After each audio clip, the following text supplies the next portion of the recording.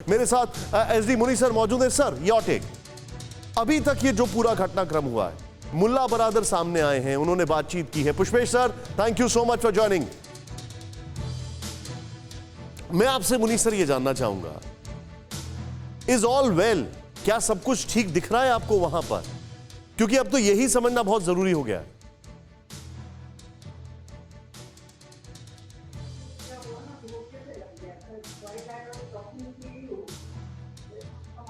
मुनी sir, क्या आप मुझे सुन सकते हैं?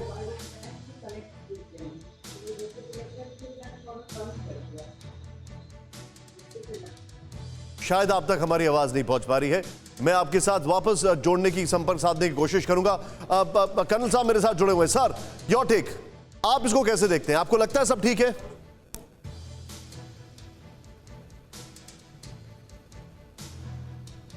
दोनों की, यूनाइटेड स्टेट्स की, और जिस तरीके से उन्होंने तालिबान से गुफ्तगू की थी कि किस तरह से वो इसको आगे लेके बढ़ेंगे पुल आउट के बाद, दोनों ही खतरे में हैं। क्योंकि यूएस को तो अभी अंदाज ही नहीं है कि उधर किस तरह से पाकिस्तान ने इस पूरे गठबंधन को खड़े करने में, ये 5 मेन ग्रुप्स को साथ लाके उनकी बातचीत करवाने में, तो किस तरह का पहल किया है पाकिस्तान ने, वो अभी विश्व के सामने आ रहा है।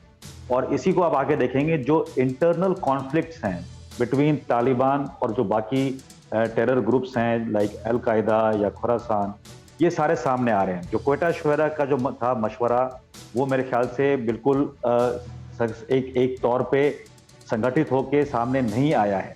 और मुझे लगता है कि काबुल में अभी बहुत समस्याएं हैं। उनकी अंदरूनी जो अभी गुफ्तगू चल रही है और जो उनकी पुष्टि चल रही है, उसके बीच में मुझे तो ये भी शक है कि कुछ पॉलिटिकल एसोसिएशंस होंगे, कुछ लोगों को कहीं और टिकाया जाएगा, तो काफी खतरा है अफगानिस्तान में। और मैं समझता हूं एक सबसे इंपॉर्टेंट चीज जो हो रही है, वो है जो भारत पीछे कूटनीतिक तौर पे किस तरह से स्ट्रेटेजिक पार्टनरशिप का फायदा उठाते हुए रूस के साथ और सीआई के साथ जो हमने बातचीत की है, प्रेसिडेंट जी आए थे फ्रॉम रशिया, और किस तरह से जो अभी मैसेज प्रधानमंत्री खुद लेके जाएंगे कि किस तरह से यूरोपियन यूनियन काम करे, G7 का कुछ अंश काम करे, और किस तरह से प्रेशर बनाया जाए ऑन ह्यूमैनिटेरियन एफर्ट। आपने देखा होगा यूरोपियन यूनियन ने पार्लियामेंट में बुलाया है मसूद को to talk about this conflict status, to talk about the human right violation. लेकिन इस हिसाब से जो आप देख रहे हैं, मेरा जो कंटेंशन है वो ये है, क्या सब कुछ ठीक दिख रहा है? मुनी सर मेरे साथ है। मुनी सर, शायद आप तक मेरी आवाज नहीं पहुंच पा रही थी।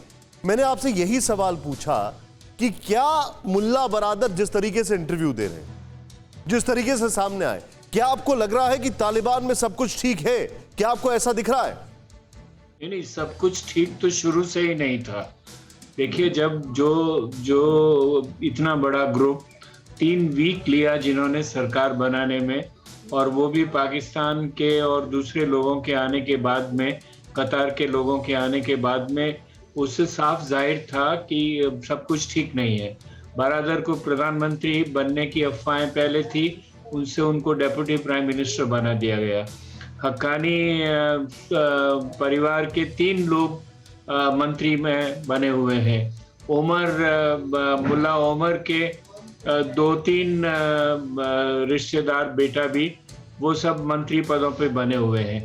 2 फैमिलीज वहाँ डोमिनेट कर रही है।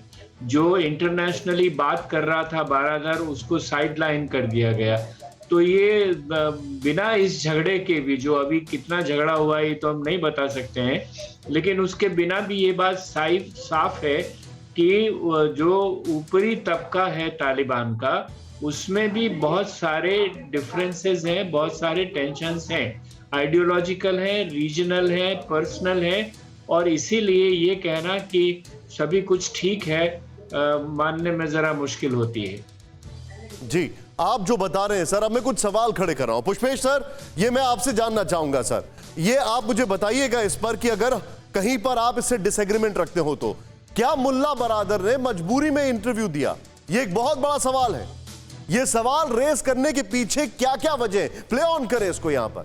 अब जरा दिखाइए हमारे पास। पहला, मुल्ला बरादर की मौत की खबर उड़ने और ऑडियो मैसेज फेक होने के बाद इंटरव्यू सामने आया है। उसके बाद ये इंटरव्यू सामने आया। राहुल प्लीज इस ब्लॉक को जूम इन करें। नेक्स्ट, चेंज करें इसको। अब जरा गौर करिएगा, क्या तालिबान ने दबाव में मुल्ला बरादर के जिंदा होने के सबूत में यह इंटरव्यू पेश किया? क्या ये दबाव में दिया गया इंटरव्यू है? अब ये हम क्यों कह रहे हैं? नेक्स्ट प्ले करें इसको यहां पर, जरा ध्यान दीजिएगा। मुल्ला बरादर के इंटरव्यू के बाद भी उसके लोकेशन की जानकारी क्यों नहीं है? कहां है मुल्ला बरादर? बड़ा वैलिड सा सवाल। नेक्स्ट चेंज करें इसको यहां पर। मुल्ला बरादर इस इंटरव्यू में अकेला ही क्यों दिखाई दे रहा है? बाकी तालिबानी नेता कहां हैं?